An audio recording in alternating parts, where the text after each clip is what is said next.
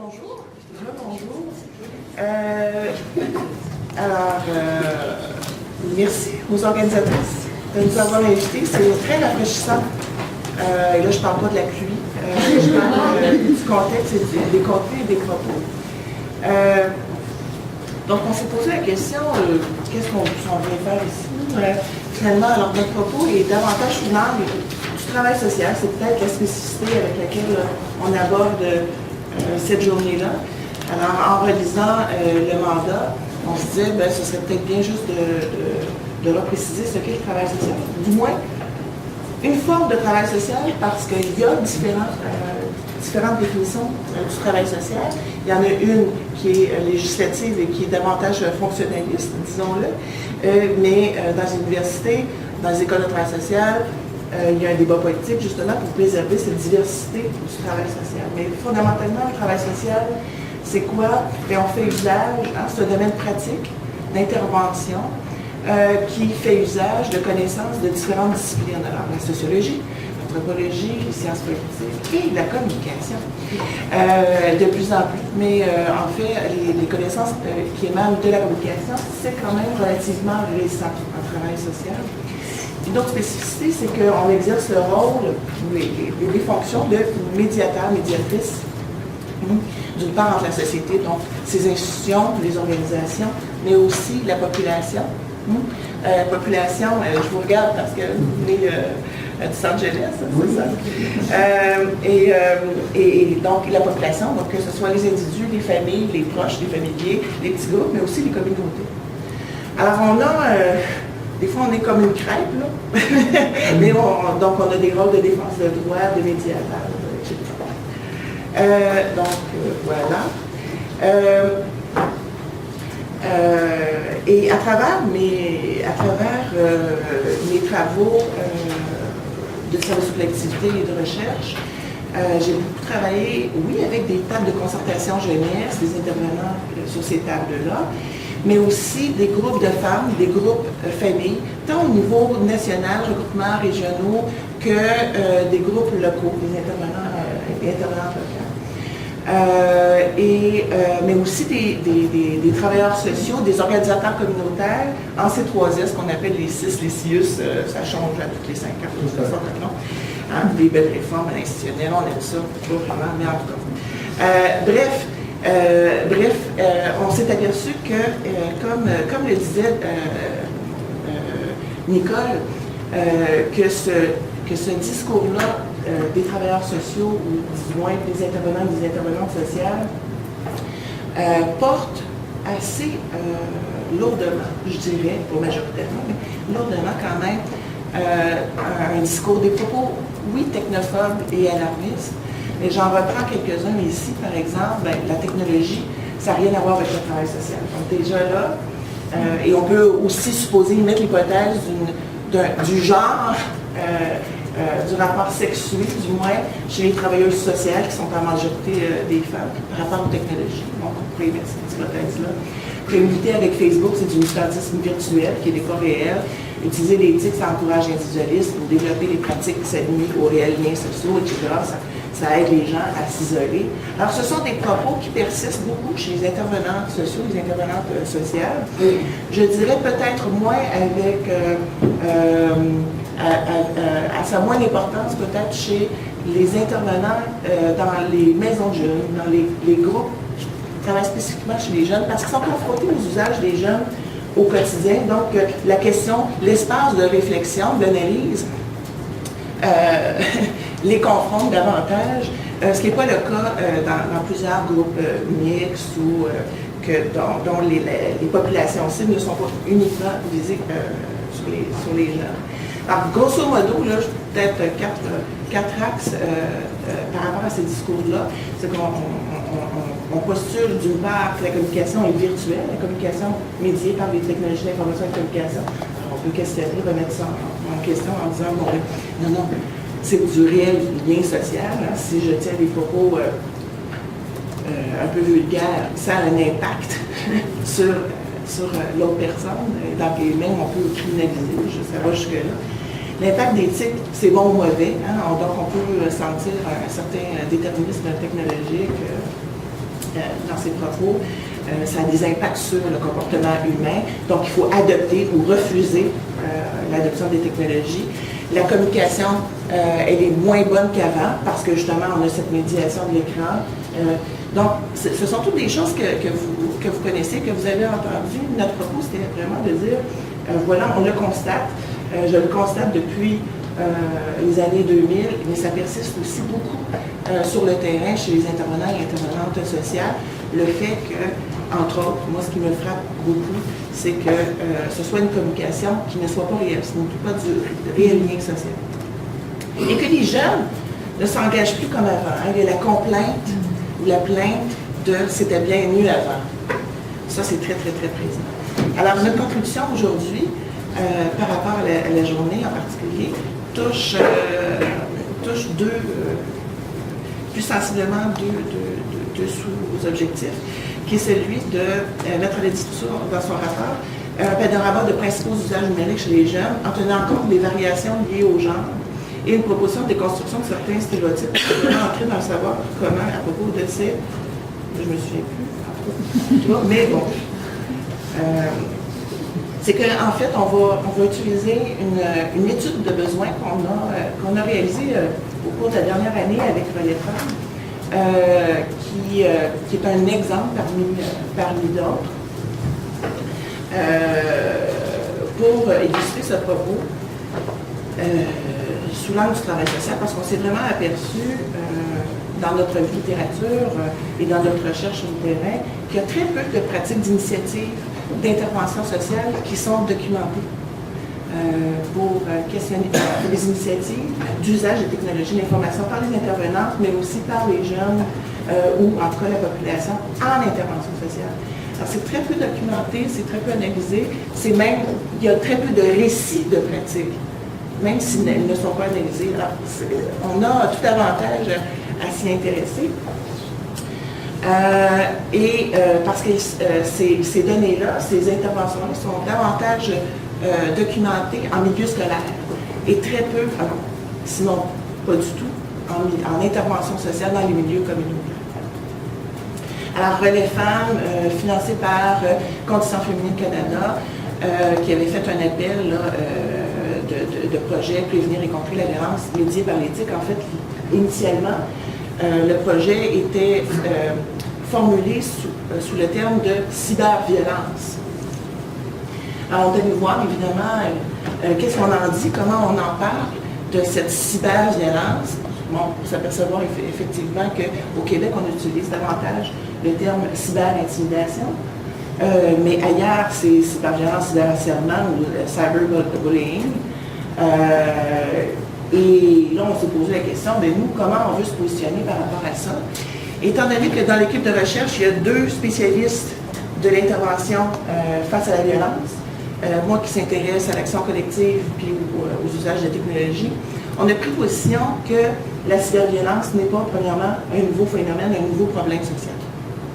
Ça nous apparaissait très important comme postulat, parce que dans la littérature, on voit aussi que c'est postulé tout à fait autrement, que c'est un nouveau phénomène, que c'est une nouvelle violence, et que c'est conceptualisé de cette façon-là. Nous, on voulait vraiment se positionner en disant non. Hein, on parle ici de violence. Alors, on reprend la définition de ce qu'est la violence, on parle de ce point de vue-là, et qu'on dit que la violence est un usage stratégique du pouvoir, dont l'intention de l'auteur est de faire mal et ou d'affirmer son pouvoir sur l'autre, que les usages de technologie sont des moyens que prennent une personne pour produire et propager la violence, de façon anonyme ou non, etc., par la viralité, dont je parlais tout à l'heure, et que les mêmes formes de violence peuvent être retrouvées. Et on s'est même questionné, la violence physique, évidemment, avec les développements des technologies, avec les censures, la communication, éventuellement, on va devoir se poser ces questions éthiques-là et politiques sur la communication physique de la violence à distance, éventuellement. Hein? Ce sont les mêmes effets, les mêmes moyens, les mêmes angles. Et qu'effectivement, ça ça permet de reproduire des rapports sociaux inégaux, non seulement de sexe, mais si on considère l'intersectionnalité, sur les rapports ethniques, culturels et religieux, etc. Notre étude de besoin, on en est au résultat préliminaire. Bon, on a un paquet de données, c'est incroyable. On va publier dans les prochains mois. Mais elle se base sur 5 groupes de discussion auprès de filles de 13 à 17 ans, de jeunes femmes de 18 à 25 ans, mais aussi d'intervenantes. Mais intervenantes, là, au sens large, oui, communautaire, mais il y avait aussi une policière en milieu communautaire. Donc, il y a des gens qui étaient en poste de gestion d'autres d'intervention planchée, etc. Il nous apparaissait aussi très important d'aller chercher des récits pratiques sur ces questions-là. Quelles sont ces questions? Grosso modo, c'est de pouvoir voir quelle est l'expérience des filles et des jeunes femmes concernées par la violence, quelles sont les conséquences, c'est la stratégie, mais de leur point de vue. C'est ça qui est important, de partir du point de vue des jeunes pour alimenter, développer ce qu'on pourrait appeler des pratiques prometteuses. On ne voulait pas tomber dans le vocable best practices. Vous comprenez ce que je veux dire? On essayait de trouver un terme alternatif. Pratique prometteuse. Bon. Alors aujourd'hui, là, on passe vraiment en superficialité sur ce qu'on dit, mais ce que je voudrais dire avant de passer la parole, c'est qu'il y a une chose qui est mise vraiment en relief sur notre conception de la violence dans ce contexte-là des technologies, c'est qu'on est confronté par rapport à nos cadres d'analyse habituels, que ce soit féministe ou autre, c'est qu'on ne peut plus automatiquement penser en termes de dichotomie agresseur-victime, homme-femme ou garçon-fille, dans cette dichotomie d'exercice du pouvoir violent, mais qu'effectivement, les auteurs de la violence peuvent aussi être victimes de vice-versa. Alors, c'est une systémique. On a tendance, et on en parlait, on a réalisé un forum avec des intervenants communautaires, d'une centaine d'intervenants communautaires le 14 janvier dernier. Et ça a été un des grands constats et même une surprise pour plusieurs intervenants dans la salle. Hein? Et ça confronte chez les intervenants cette vision-là, on pourrait dire un tic paradigmatique. Mais oui, voilà. Donc, voilà. Moi, je vais vous présenter un petit peu plus les résultats, mais avant de questionner les filles et les jeunes femmes, on a juste voulu voir un petit peu c'était quoi le type d'usage qu'elles faisaient des technologies et du web. Donc, comme on peut voir, c'est assez varié. Là. Ça va sur les médias sociaux, comme sur les plateformes de chat, où elles vont utiliser le téléphone, les ordinateurs, les tablettes, etc. On va s'éterniser là-dessus. Alors, les résultats des besoins qui ont été nommés par les filles et les jeunes femmes lors de nos groupes de discussion. On a identifié des besoins qui se situaient au niveau d'un soutien émotionnel, c'est-à-dire qu'elles nous disaient avoir besoin de parler à des personnes de confiance, d'avoir des lieux pour pouvoir ventiler, que ce soit à la maison ou par exemple dans une maison de jeunes ou à l'école. Elles ont également besoin d'être accueillies dans le non-jugement. Parce que qu'est-ce que les jeunes filles nous disaient, surtout les plus jeunes, c'est que quand elles dénoncent, souvent elles se font accueillir par « Es-tu certaine que c'est de l'intimidation ce que tu dis? Ça serait pas plutôt une petite chicane? » Donc c'est sûr que ça ne les pousse pas à vraiment dénoncer ce qu'elles vivent si elles se font accueillir de la sorte. Elle disait également avoir besoin de pouvoir parler avec d'autres personnes qui vivent des situations similaires. Donc, en discutant avec des gens qui vivent les mêmes choses, elles voient qu'elles ne sont pas seules et elles peuvent développer des stratégies pour essayer de se sortir de ces situations-là ou du moins les prévenir. Elles ont également besoin de créer des liens sociaux significatifs, l'amitié étant très importante. Nous en avons parlé, un vrai ami, c'est supportant, ça nous soutient et surtout, ça ne nous intimide pas. On a également ciblé des besoins au niveau d'une aide concrète pour les personnes qui sont des cibles de violences médiées par les TIC et le web. Donc, pour ces personnes-là, ça serait bien de varier les outils de prévention en milieu scolaire.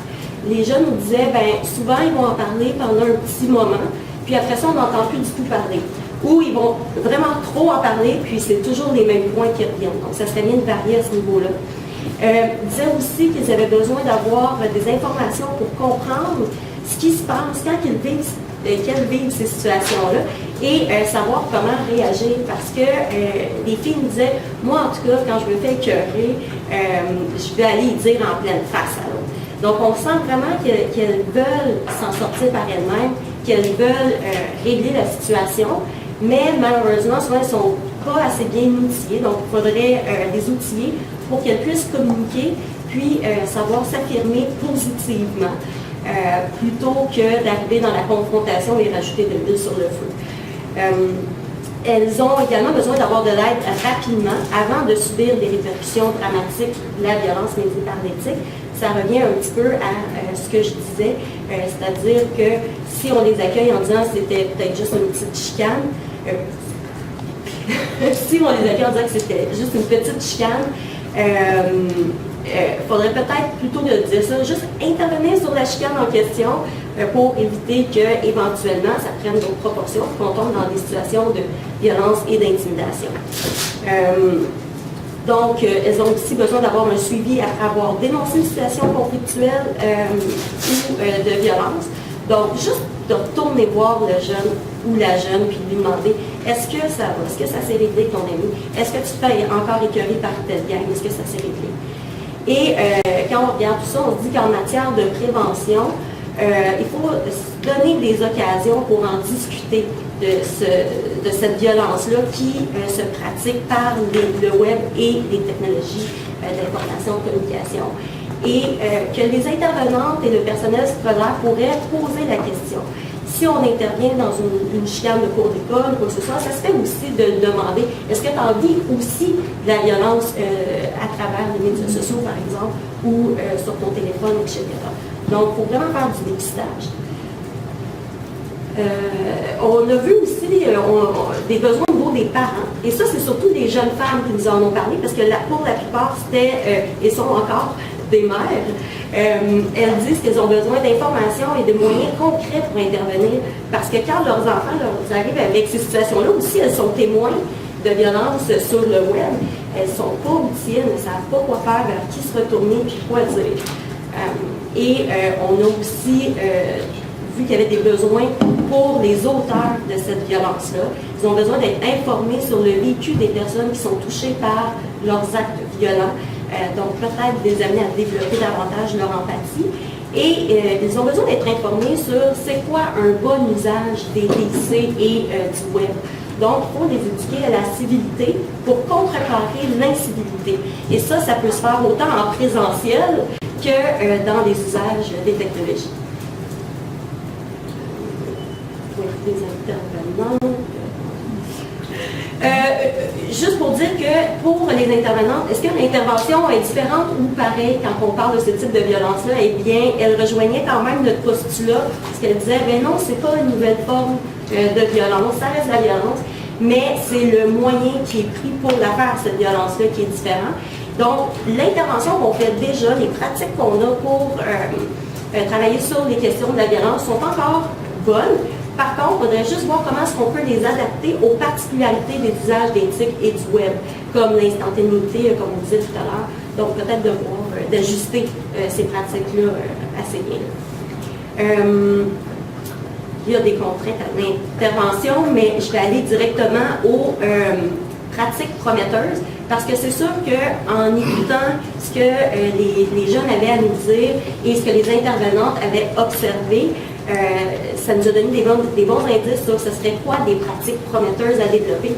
Donc, pour les personnes qui sont touchées par des situations de violence, eh bien, ce serait des accompagner de manière formelle dans ce qu'elles vivent, de développer une relation de confiance, d'offrir une relation d'aide empathique, sans jugement, humaniser la relation, respecter le rythme de la personne, la laisser faire ses apprentissages afin que les solutions viennent d'elle, comme je disais tout à l'heure, à quelque part, elles veulent régler souvent les conflits par elles-mêmes. Donc, il faut vraiment les outiller. et favoriser l'estime de soi chez les jeunes. Mais c'est ça, comme vous voyez, on finit quand même à des pratiques d'intervention qu'on connaît déjà, mais on veut juste les réadapter. Donc, de manière générale, on veut développer des outils d'intervention et de prévention à partir des TIC. Ça aussi, ça pourrait être un moyen, parce que les jeunes les utilisent, ces technologies-là, et utilisent le web. Donc, peut-être qu'on pourrait utiliser ces mêmes moyens-là pour les rejoindre, créer des groupes d'entraide et de support, par exemple. Donc, on voit qu'on ne peut pas toujours démoniser les technologies. Donc, on veut également impliquer les proches et la famille comme soutien, parce que, comme on dit, souvent, ils sont peu outillés par rapport à tout ça. Et pour créer des espaces pour jeunes femmes, mais pour les jeunes aussi. Alors, je vais laisser conclure. Je pense qu'elle a quelques petits trucs aussi. Bien, tout simplement dire que, comme tu l'as très bien dit, ce ne sont pas des choses nouvelles. On revient sur le thème de qu'est-ce qui est nouveau, qu'est-ce qui n'est pas. En fait, c'est aux yeux des intervenants et des intervenantes, c'est un phénomène nouveau. On dirait que dans ces situations-là, ils perdent leur propre repère, leur propre postulat d'intervention auquel ils sont habitués. Et donc, il faut revenir aux prémices des interventions. Et les usages de technologies ou ces phénomènes-là, les usages de technologies et l'information et de communication, sont presque un prétexte pour revenir au fondement même de l'intervention sociale. Ce qui est nouveau et ce qui clash un peu dans nos discours, dans nos façons d'analyser, c'est justement de ne pas reprendre sine qua non la grille dichotomique entre agresseurs et victimes dans ces situations de violence-là.